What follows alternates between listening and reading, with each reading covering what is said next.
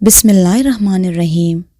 हातिम तय की बेटी जब कैद होकर बारगाह रिसालत सल्लल्लाहु अलैहि वसल्लम में आई तो उसका दुपट्टा थोड़ा सा सर से खिसका हुआ था। सर के चंद बाल या एक बाल नज़र आ रहा था। आप सल्लल्लाहु अलैहि वसल्लम ने हज़रत उमर रज़ी अल्लाह ताला अन्हु को फरमाया, उमर, बेटी के सर पे दुपट्टा दो। हज़रत उमर रज़ी अल्लाह ताला अन्हु ने फरमाया, या रसूल अल्लाह, ये तो काफिर की बेटी है। तो आप सल्लल्लाहु अलैहि वसल्लम ने इरशाद फरमाया, उमर, बेटी तो बेटी होती है, चाहे वो काफिर की हो या किसी मुसलमान की। आप अपनी जगह से उठ खड़े हुए और चादर उठाकर बच्ची के सर पर रख दी और फरमाया, बेटी, मेरे सहाबा आपको कैद करके लाए हैं।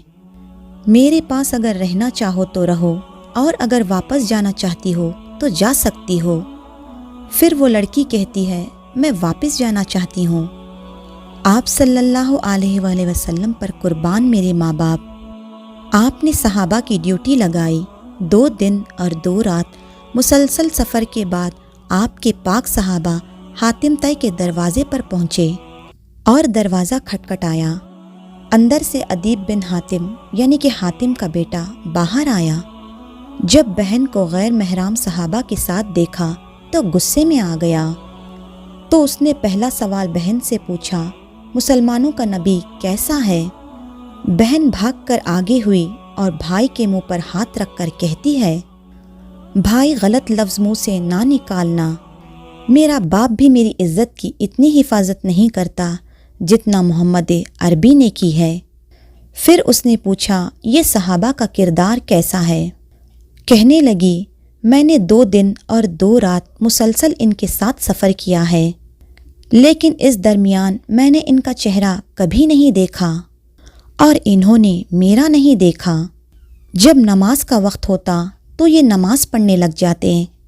इतना सुनकर अदीब बिन हातिम का गुस्सा ठंडा हो गया और वो कहने लगा, अगर मुसलमान का नबी इतना अच्छा है तो तुम मुसलमान क्यों नहीं हुई?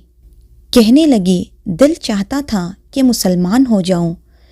फिर सोचने लगी कहीं भाई जहन्नमी ना होकर मर जाए और कहने लगी, भाई, मैं तुम्हें लेने आई हूँ, आओ चलो नबी के कदम चूमकर दोनों जन्नत की बहारें लूट लें। ये था किरदार हमारे नबी और उनके सहाबा का।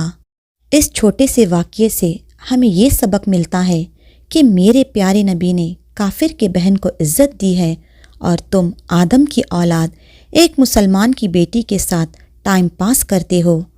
मुझे बताओ, कल का दिन जब हुजूर पाक ने पूछ लिया तो क्या जवाब दोगे? जज़ाकल्लाहु खैरन कसीरा।